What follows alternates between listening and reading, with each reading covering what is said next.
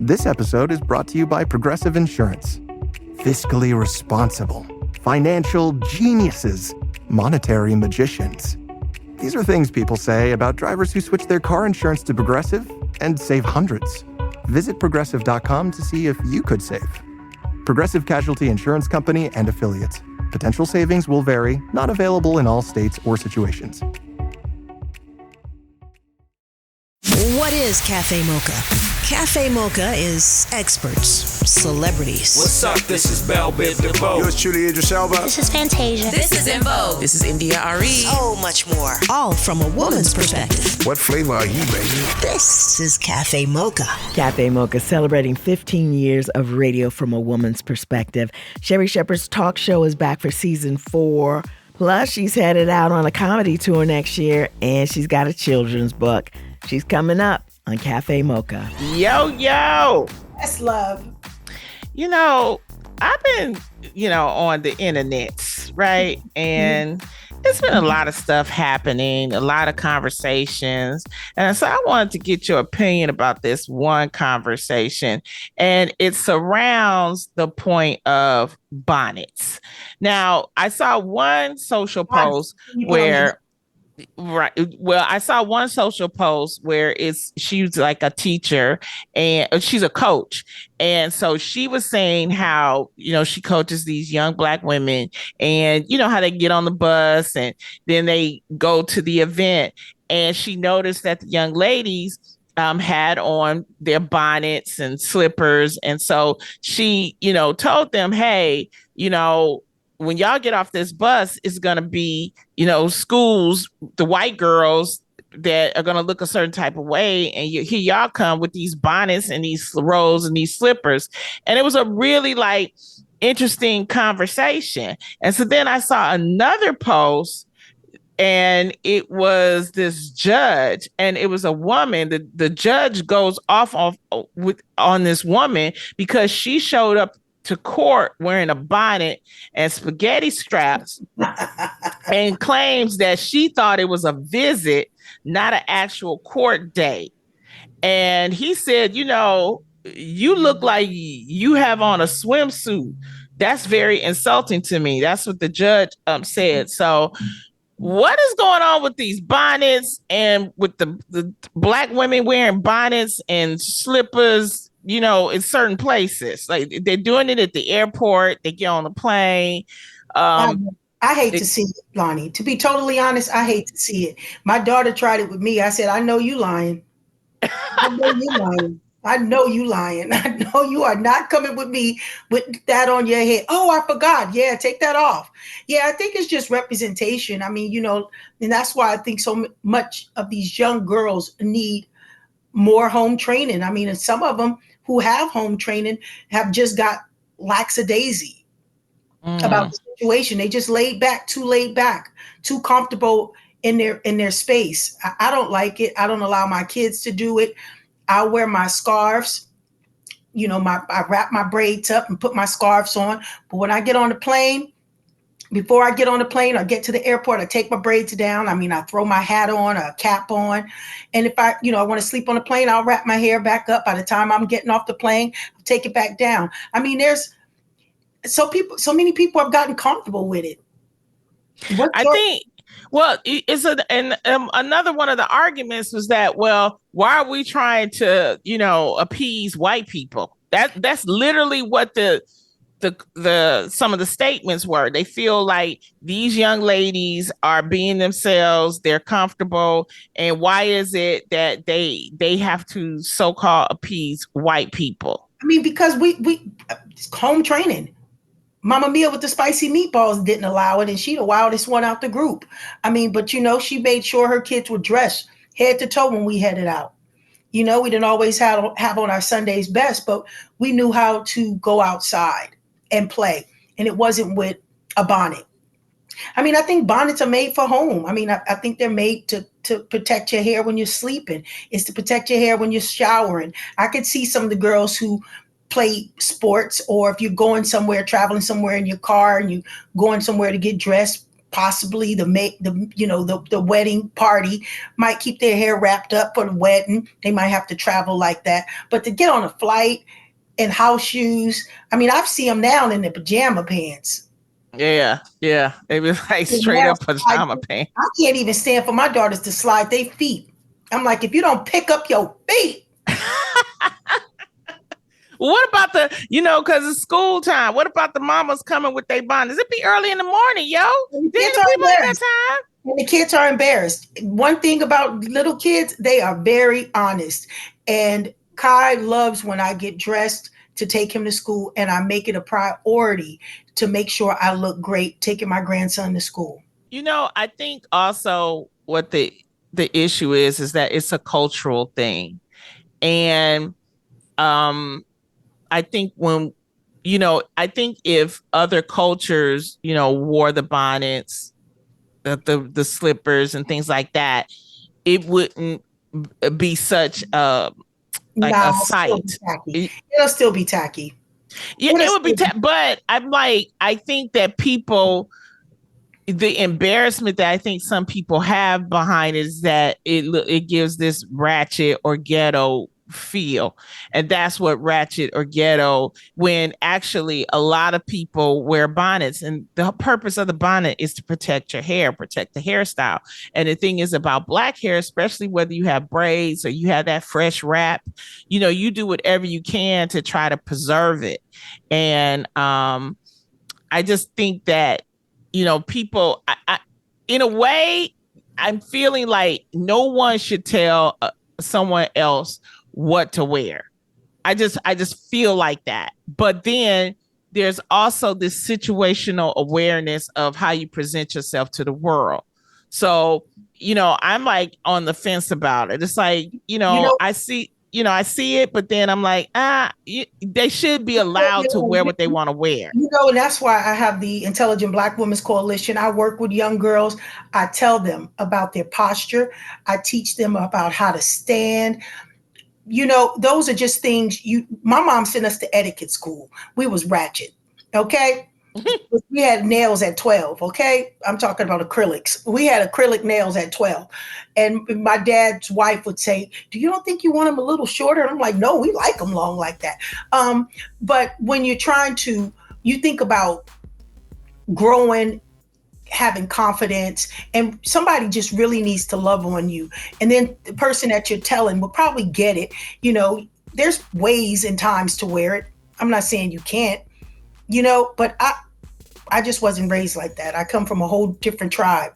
And I told you heard that song, Mama Don't Take No Mess. Mama Mia was not having it. Right. Yeah, I got it. Well, this is going to always be a debate, but at Café Mocha, we just ask that you put your best foot forward. That's all we ask, right, Yo-Yo? That's right. And I'll still love you even with your bonnet on in the airport. It's Café Mocha.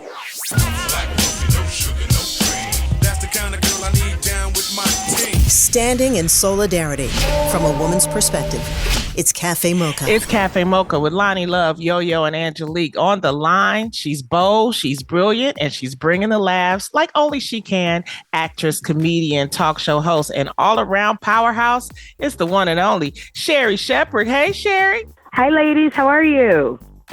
We are doing great. And girl, Congratulations on season 4 of Sherri. How are you feeling? About to hear my chinny chin chin. I feel great. I feel like I'm very thankful because y'all know coming back for another season is very, very difficult. So every time, another season means it's a lot of love. So I'm very, very thankful. So thankful.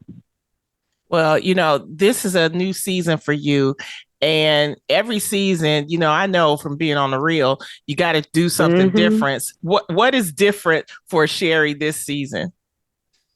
Well, this time I'm really leaning into, our superpower. This Loni is being a stand-up comic, and my superpower is funny and laughter.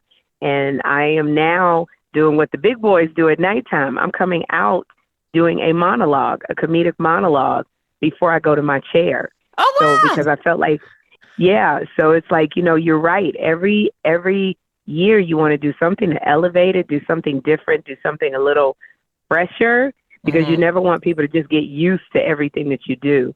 So I am walking out right in front of the crowd and doing what I do best, which is stand up. So I do a 4-minute stand up monologue, and then I go to my chair and do hot topics. So it brings a little bit more energy. I think it really makes people aware that, wait, Sherri just didn't pop out of nowhere as a talk show host. She really is a stand-up comic. So nobody does it on daytime talk, but they do it at nighttime. So I said, let me go and do what I do. And, you've been a comedian for over 30 years, so it's just natural that you should do it.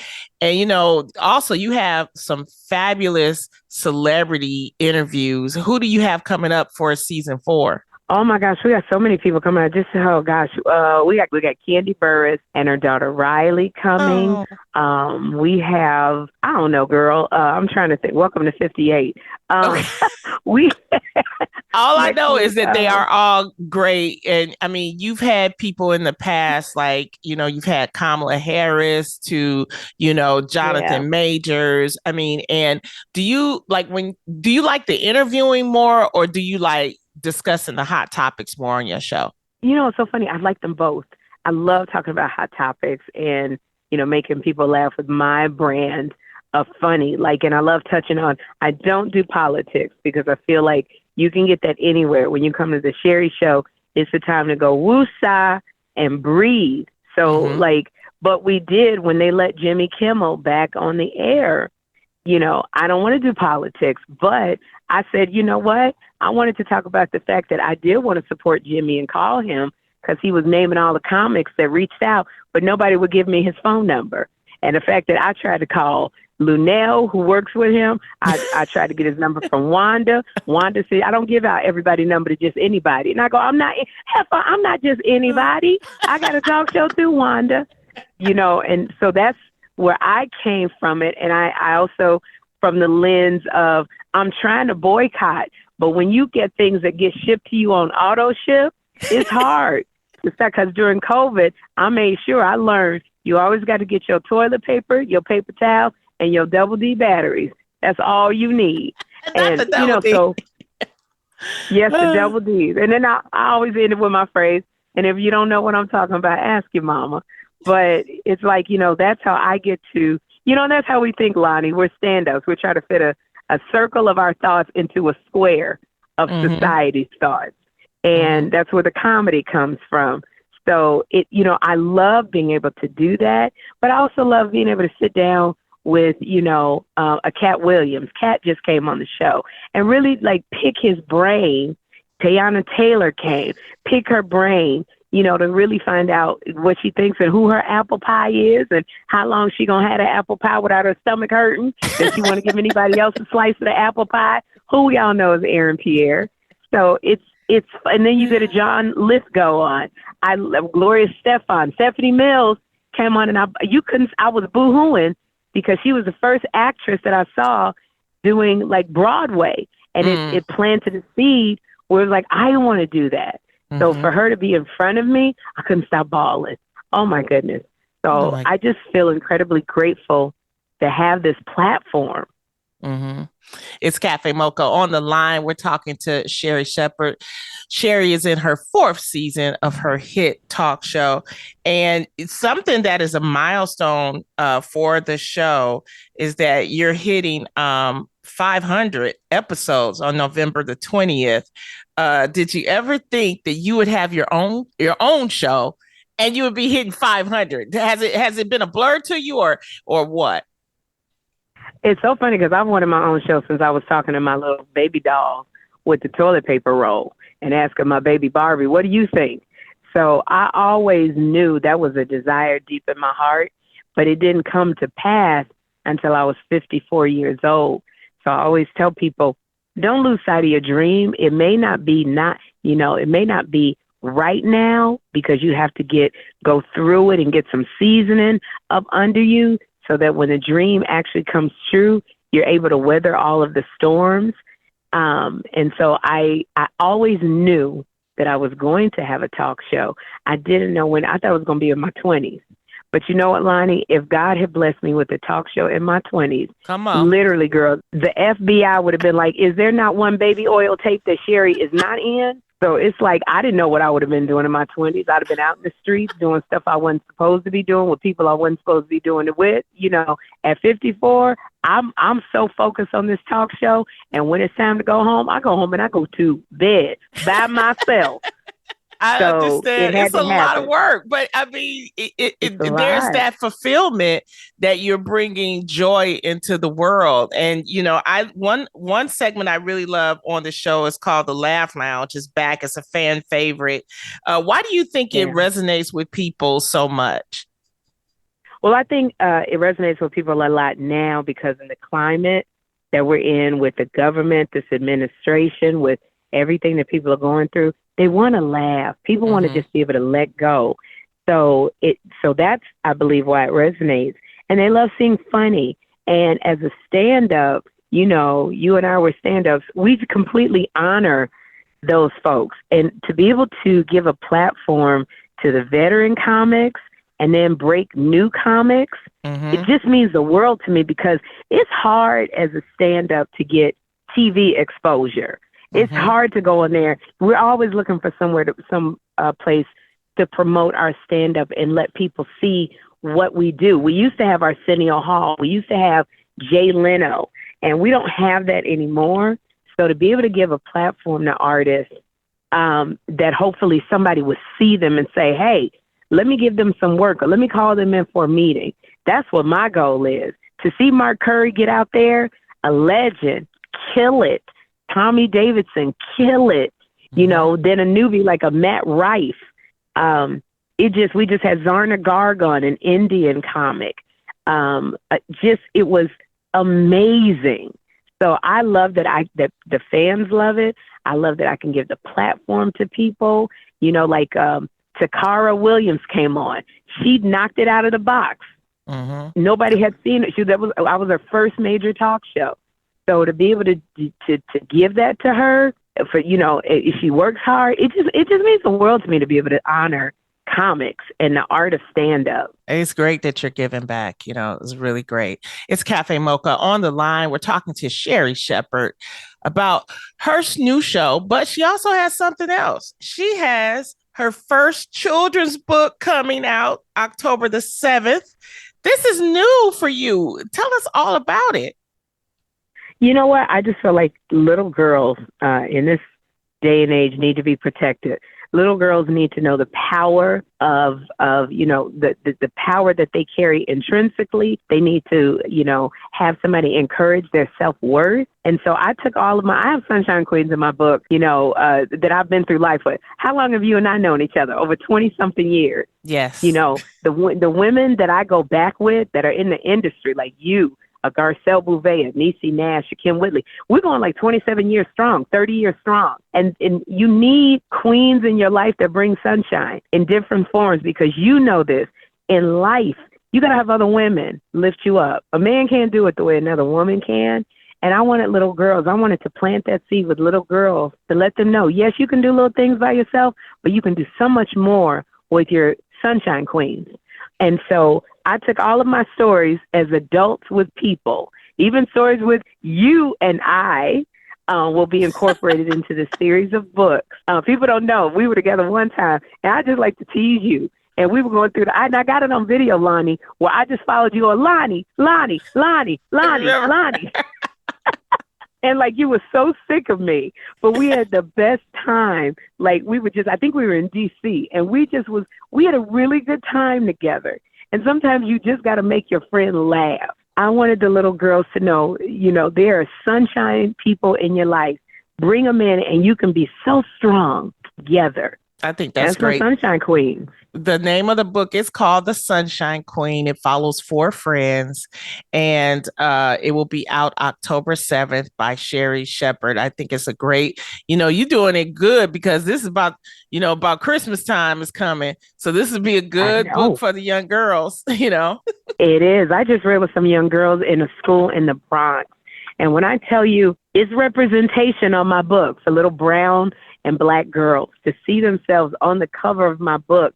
They were so happy. And I said, you got a dream, but in your dream, you need other girls to help you achieve that dream. And I could tell I was planting a seed with these little ones, and that meant a lot to me. Just to read to them and plant the seed with these young girls and tell them you can dream, but there's always somebody that you can, dream with, and y'all come up together.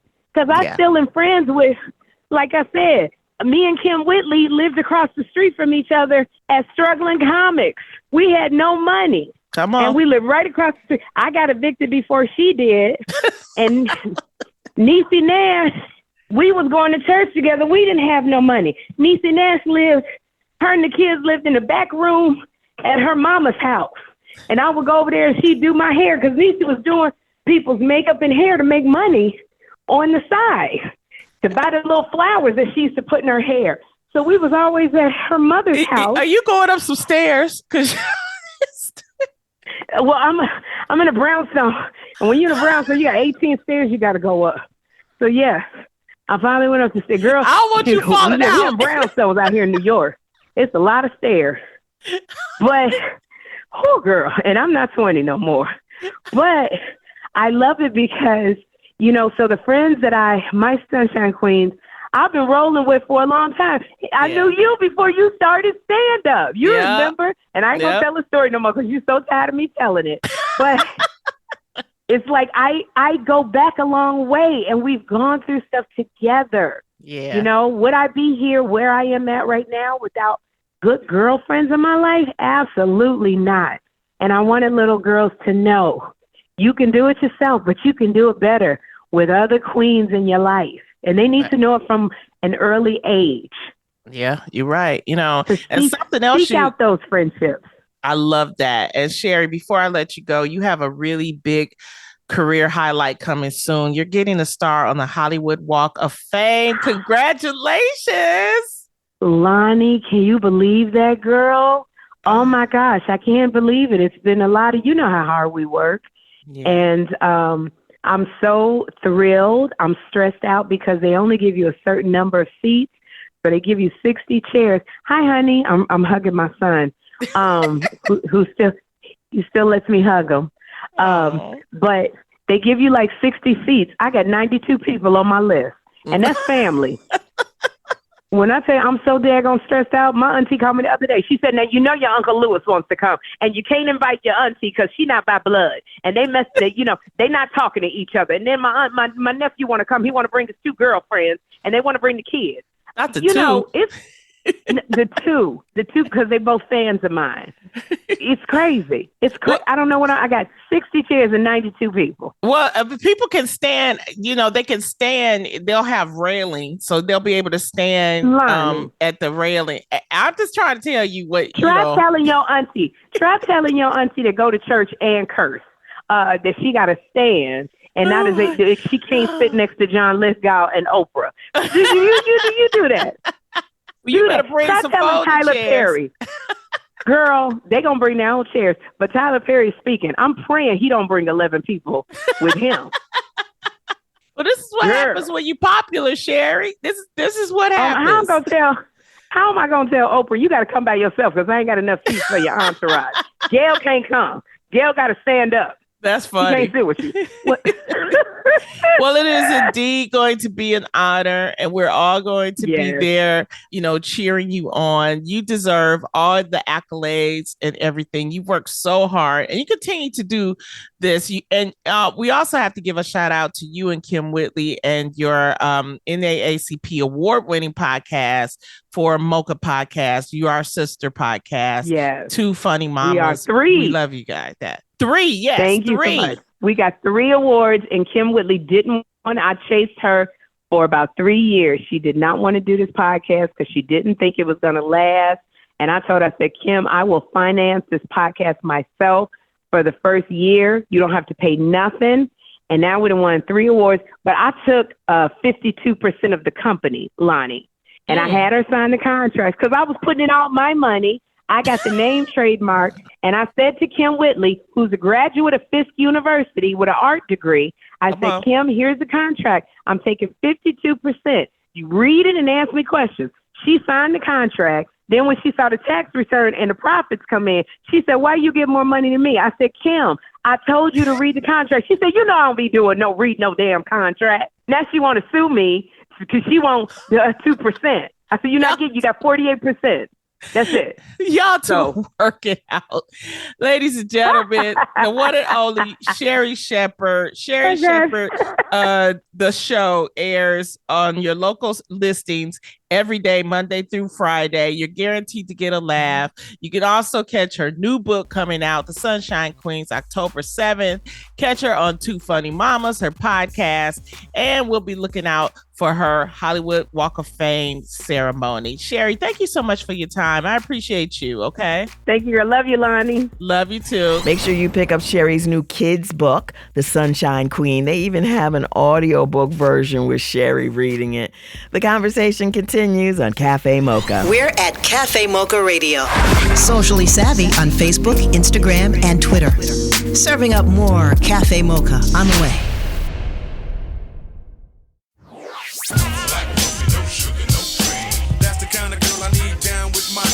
Standing in solidarity from a woman's perspective. It's Café Mocha. It's Café Mocha, radio from a woman's perspective with Loni Love, Yo-Yo, Angelique. It's been 35 years since Salt and Pepper dropped the album that included one of their biggest songs, Let's Talk About Sex, Baby. Black's Magic came out 35 years ago. We're getting old. Welcome to Café Mocha, one half of Salt and Pepper. What's up, Salt? Hey, what's up, guys? How y'all doing today? Oh, it's always a pleasure when we're talking to you, Cheryl. Yes. I love when you say Cheryl. Now, what do you think made this album such a great album? Black's Magic. It was actually a pretty crucial time, because we had hits, but that consistency is very important. So I remember there being a little bit of pressure, but for me specifically, it was really when I started taking the creative reins from Herbie, me and Pep actually. So it was my first time actually been writing, but then started producing. And the best thing about that album for me is that it was the first Expression was the first song that I ever wrote and produced on my own, and it was platinum. So it gave me the feeling that, I could do this on my own. We were being liberated from Herbie, who was kind of like the Svengali of the group in the very beginning. Yeah, so my first song that I ever wrote and produced went platinum. That was major. And I didn't even really think about that until recently in my life. My manager started reminding me, girl, you produced and wrote a platinum single. I mean, you guys set the barriers for women in hip hop. How do you think your music shaped the culture? I always say we brought fun, fashion, and femininity to hip hop. At a time when there was so many varieties of sounds and women and images, and I think that was what Salt and Pepper's niche was. We were just fun, round the way girls that everybody could relate to. Then the fashion, the haircuts, and people going to the salons and saying, give me that salt and pepper. I think we had all of those things wrapped up. They had a Lifetime movie that I was honored to be able to interview both Salt and Pepper for, and the Lifetime movie was such a success. Looking back on your career, Salt, did you ever think it would get to the point where there was a movie being made about you? Yeah, no, definitely not.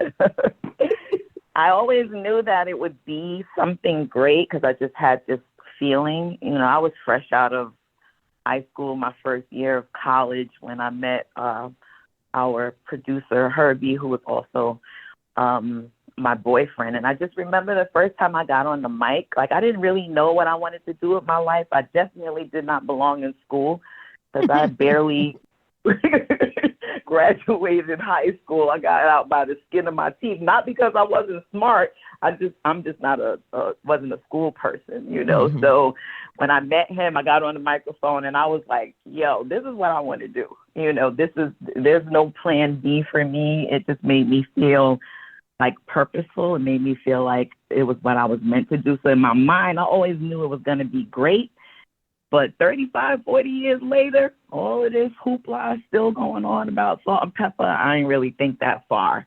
So yeah, I'm honored. You know what I love about you, Salt and Pepper, but I love the fact that you guys have set the bar so high for artists like myself and other artists in the industry, but the transition from being an artist at such a young age, what has been your transition? Is it hard for you to break away from music and go into another area? Being a legend, is it keeping you stagnated in this industry?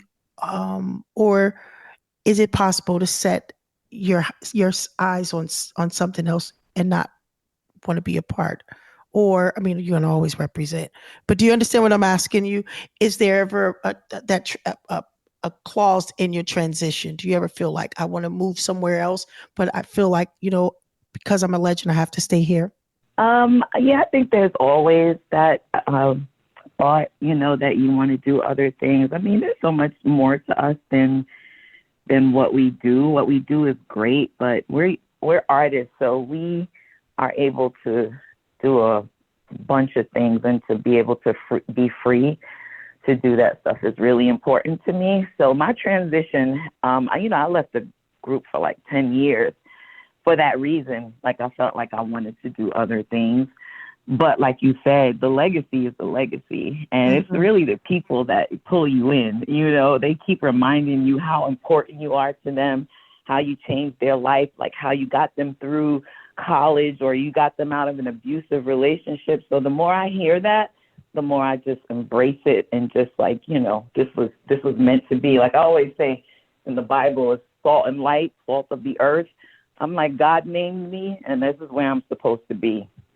So yeah. 'Cause I'd love to walk into a vegan or a meatless restaurant that says salt on it. Yeah, right. Exactly. I'm watching this transition and I love it, being that I'm going to be on the other side cooking oxtails. It's Café Mocha on the line.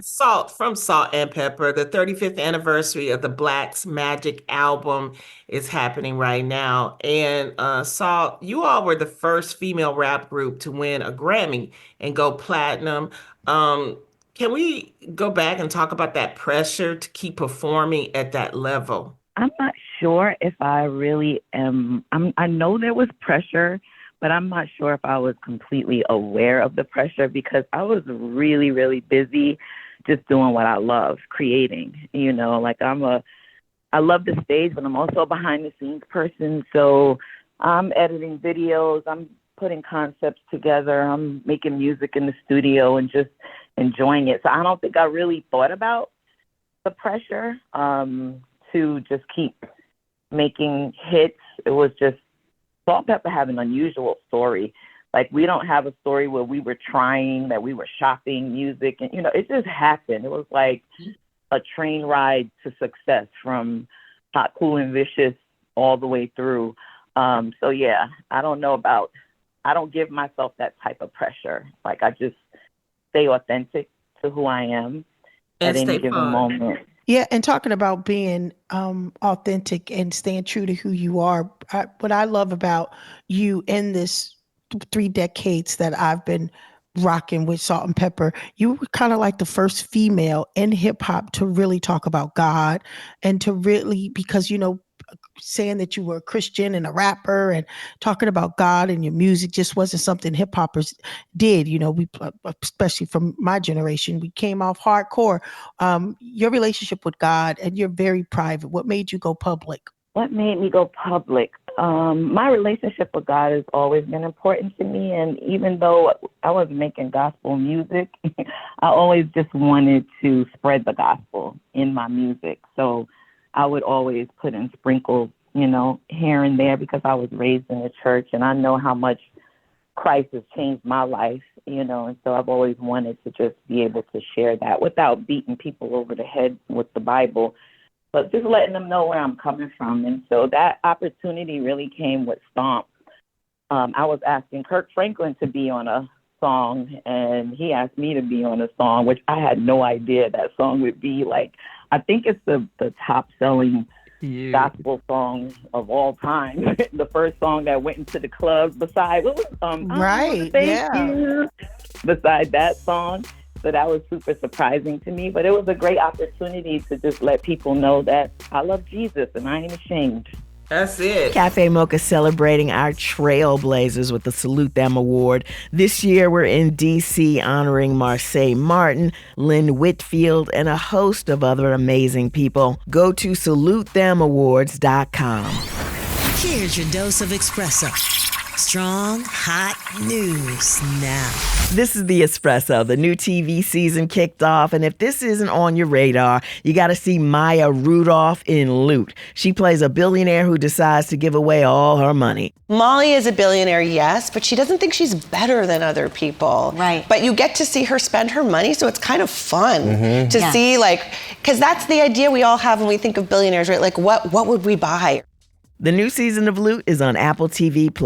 Fans of chocolatey Morris Chestnut will be happy to know that Watson is back for season 2. He plays a doctor and a detective. This season is, we're going to solve these rare medical mysteries, and all the characters are going to get more into the personal lives of the characters. Watson, Monday nights on CBS. And for everybody wondering if the Alex Cross TV show is coming back, yep. I mean, to tip our hat a little bit, we got the second season before anybody saw a trailer. Alex Cross returns in February on Amazon Prime Video. That's The Espresso. This is Café Mocha. Radio from a woman's perspective. It's Café Mocha on the line. Salt from Salt and Pepper. The 35th anniversary of the Black's Magic album is happening right now. And Salt, you all were the first female rap group to win a Grammy and go platinum. And also, on that Black's album, one of the top songs was Let's Talk About Sex. Yeah, you see how I go from God to sex. But it was important. God made sex. It's all good. That's right. Because that was an important song at that time, because we weren't talking about it properly. We weren't talking about protections. Did you feel a responsibility or being able to, how did that song come about that it became so pivotal? And were you surprised that was like one of the top songs from the album? Yes, I wasn't surprised. We kind of challenged the radio in the beginning because we knew it was going to be an issue, like dared them, like psyched them out a little bit. I dared them to play this on the radio. And Salt and Pepper, we've always felt somewhat of a responsibility because, you're on stage and you see a lot of young people in your audience. So it's always in the back of your mind to be able to impart some wisdom or something. So the song was really focused on the fact that we don't talk about sex, right? And there's so many things that happen because we're not communicating with our children, with the youth about sex. So it was to promote responsibility. And what really was interesting is that it just got picked up as for courses in college and for youth groups and all these different things. And one day, Peter Jennings, rest in peace, called us and asked us to change the lyrics because his daughter was listening to the song. He didn't like that she was listening to the song. She explained the song to him, and he was like, oh, we need to do a PSA. So that was around the time when HIV and AIDS, there was so much misinformation about how you get it, how it gets spread. And so he asked us to change the lyrics. And so I changed the lyrics to this, Let's Talk About AIDS PSA. Oh. And so it's gone down in history as just one of those songs that's on college curriculums and all that good stuff. But yeah, we're just always glad to use the platform to spread information, And for people who weren't around then, Peter Jennings was like the big news guy. He was like NBC, I don't know, but he was like the big news guy. Yeah, he was huge. We were shocked. We were like, oh, okay. When you make music, sometimes you don't know where it's going to go. It just kind of takes on a life of its own. And that song was one of those songs that really, really solidified Salt and Pepper, musically. And, back then, we're talking about the late 80s, early 90s, crossover rap was not a thing. I don't know when MC Hammer came out, but he was a crossover rap artist, but black stations didn't even want to play rap music. So, and nowadays, hip hop is just integrated into pretty much everything. What do you think about that transition from it being a nighttime, something that you play, the black stations played at night, to, being top on the pop charts and being infused into, culture overall? Yeah, that was kind of rough for us because we were crossover and we were pop, and that wasn't our goal. We were just making music that was authentic to us. But we did get a lot of flack of, we heard the word sell out and all these different things, but that goes back to what I was saying earlier. Like, I was not really studying them, you know what I mean? I was just doing what was authentic to me. Want a little more of our flavor? Stay right there. It's Café Mocha. Café Mocha on the line. We're talking of salt and pepper. Go ahead, Yo-Yo. So now what do we have going on with Salt and Pepper? How many years total? How many years total? Hot, Cool, and Vicious came out. I want to say, I'm just going to round it up, like 40 years maybe at this point. 40 years of hip hop. Mm-hmm. Yeah. I know, time goes by so fast, right? It's like insane. I used to think 10 years was a long time. 10 years is a blink of an eye. I know, and for people who've been watching you for 40 years, just entertain them. Tell the world, what else does Salt and Pepper do in her spare time when you're not doing anything, you're not on the road, you're at home with your family? What is a chill day for you? Oh, a chill day for me, like right now I'm in Laguna at this beautiful resort looking at the ocean, and I was going home today because it was my birthday weekend. The girls all left, and I'm like, okay, I need some me time. So me time is good for me. Having lunch, sitting by the water, reading. I like to read. I like to write. I'm getting into writing again. I'm actually working on some music that I'm very, very excited about. So being creative, even if it's not work, it's still something that I enjoy. And I'm back in the gym feeling good. I see you, Yo-Yo, on your page doing your workouts and you're cooking. I'm cooking too. I've gotten to cooking stuff. I know. So tell us a little bit about your journey with healthy meals and meatless dishes. So my daughter is a vegan. I'm not all the way vegan. I'm 80-20. Give me time, guys. I'm working my way there. But I enjoy vegan meals because she's been introducing me to all these different restaurants. But she had like a series of like ailments. When she was little, she had gastrointestinal issues. She had eczema. I could go on and on. PCOS, like there's like polyps on her uterus, and she was just suffering a lot. And she realized it was because of her diet, and that with meat, it makes her body acidic. And so she really healed herself through food, which I thought was fascinating.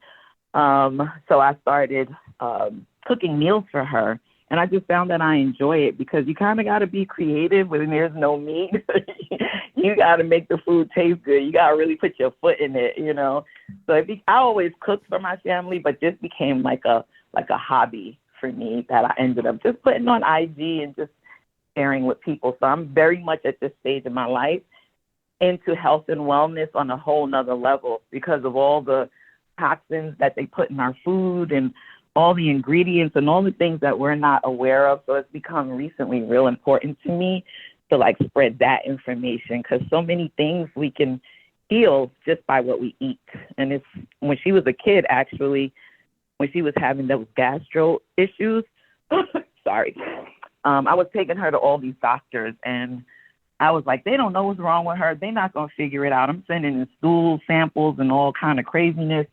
So I went online and looked up a remedy, and I started giving her honey and apple cider vinegar, a spoonful every morning before she went to school. Cleared up her gas issues. So I'm like, wow, we really can heal ourselves through food. Takes a lot of discipline, though. Mm-hmm. And you make some good dishes on her Instagram. Please tell our listeners what's your Instagram so they can go see you making some delicious food. DA Only Salt on IG. Duh, Only Salt. My girl, Salt and Pepper, 35 years. Loni, come on, I know you had the hairstyles. I know Detroit was rocking it. You know that was my first concert. What up, though? Before we get out of here, we have to acknowledge the tragic and unexpected loss of D'Angelo, who died of pancreatic cancer. We send our prayers to his family, especially his son, Michael, who also lost his mother this year, Angie Stone. D'Angelo was a trailblazer. He was the beginning of the neo-soul movement and changed music forever, and his hits will live on forever. That's the show. You can find us on all platforms at Café Mocha Radio. Café Mocha is a production of Miles Ahead Broadcasting in partnership with Super Radio. Executive producer Sheila Eldridge. For comments, booking, or more information, visit cafemocharadio.com.